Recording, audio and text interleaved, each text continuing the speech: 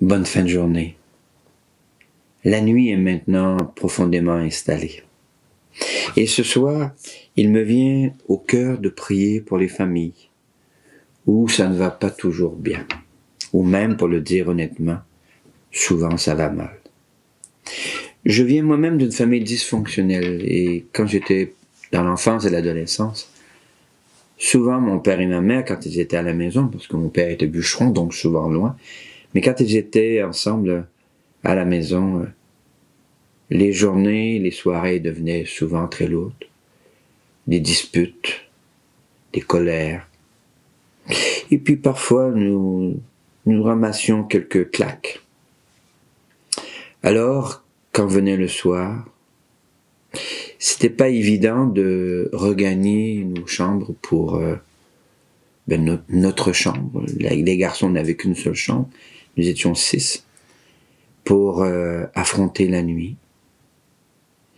Et je me trouve choyé d'avoir dans la tradition de ma famille ce qu'on appelait la prière du soir, le chapelet.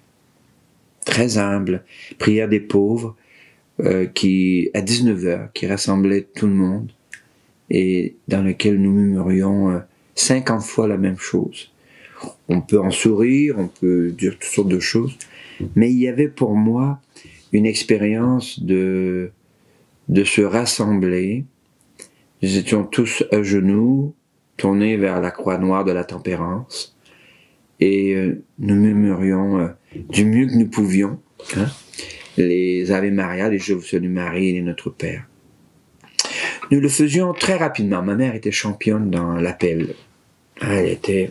Ça roulait. Quand on élève 11 enfants, on n'y aise pas avec les repas ni avec la prière. Ça roule. Et puis après le chapelet, donc selon l'âge, nous gagnons nos chambres. Et là, parfois, les disputes continuaient au rez-de-chaussée. Et là, j'avais dans mon cœur une inquiétude.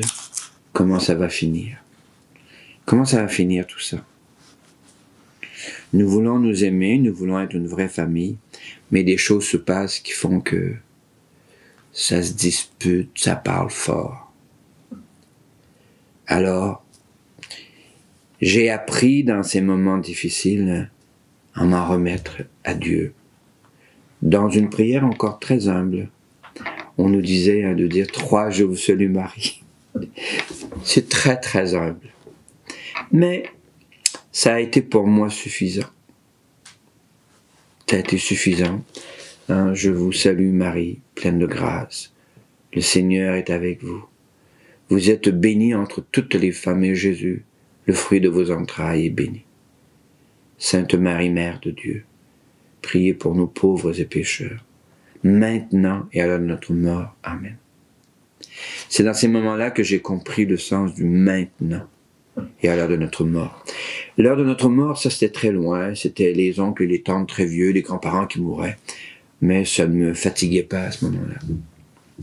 Tandis que le maintenant et à l'heure de notre mort, comment faire face au maintenant de l'inquiétude des disputes familiales? Et le sommeil finissait par arriver, nous tombait sur moi et m'entraînait dans le repos. Et c'est progressivement comme ça que j'ai appris cette humble prière qui me fait glisser dans la nuit. Seigneur, j'ai fait de mon mieux aujourd'hui. Je ne peux plus rien faire pour mes parents, pour mes proches. Je peux maintenant dormir parce que demain, il y aura d'autres défis. Demain, il y aura d'autres rencontres. Demain, il y aura d'autres passerelles à construire. C'est vrai du défi scolaire. Une fois qu'on a étudié les leçons, qu'on a fait nos devoirs, on a buté sur des théorèmes, ou sur l'algèbre, ou des conjugaisons. C'est fini, demain j'y verrai. Et ce vieux proverbe qu'on apprend en vieillissant, la nuit porte conseil, devient une réalité. Et le lendemain, nous avons ce qu'il faut pour faire face à la vie. Ce soir, je te souhaite bonne nuit.